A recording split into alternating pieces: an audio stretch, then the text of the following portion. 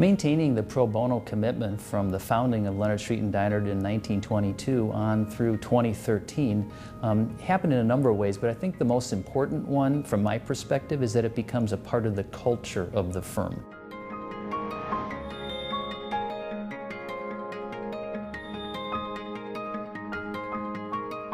There's commitment when individuals want to do pro bono. There's culture when that becomes part of an organized mindset within the firm. From day one, when you walk into Leonard Street and Deinard, whether as a summer associate or as a lateral attorney, you're going to meet with the pro bono coordinator and learn about the pro bono program and how important it is. About 100% of our associates devote a lot of time to pro bono, maybe 50 or 100, 150 hours or more. And I think 80% of our shareholders, year in and year out, are doing substantial pro bono work. The attorneys at Leonard Street and Deinard step outside of their billable practices to provide pro bono legal services in the areas where there's unmet need in the low-income community.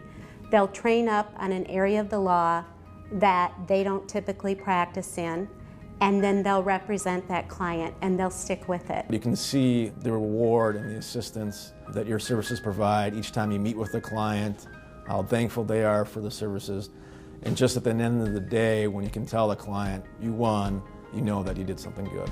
About 20 years ago, the son of one of our founding partners, Amos Deinard, a physician affiliated with the University of Minnesota and its healthcare clinic in the Phillips neighborhood, asked our then managing partner whether we would be interested in forming a pro bono clinic that would be housed right within the health clinic.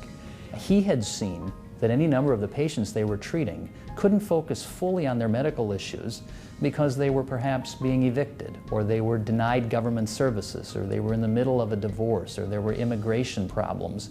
So he saw those looming legal issues as being just as much a part of helping them as the health work he was doing. One of the things that I discovered early on about the clinic was that not only were they interested in the issues that I had, but they were also interested in them from a whole person perspective and also valued me as a human being.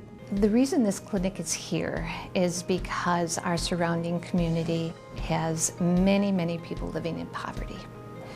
And one of our goals is to provide access to health care, but as we go through that, the community also needs legal services. I was giving an attorney from Leonard Street and Deinard, and he was very approachable. He was like an angel from heaven, and his heart was in it. And he was just as happy as I was when we heard the final verdict. When I look through our cases at the end of the year and review all of the documents and the numbers, I'm humbled by the work that the attorneys at Leonard Street and Deinard have done in a given year. I can't believe that time and the energy and the commitment they have to our clients, not only at the clinic, but through all the various groups that we work with. As lawyers, I hope we never forget that it is in fact a privilege to practice law.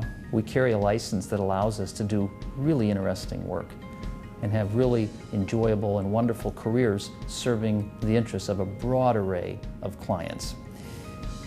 The privilege of having that license means we flat out have an obligation to give back to the community, especially in terms of doing pro bono legal work. Moving people from poverty to self-sufficiency is not an overnight activity. It takes many people helping one another to move to that place. And I get kind of choked up when I talk about this stuff, but that's what people need. They need a helping hand. And that's what Leonard Street and Deinard does.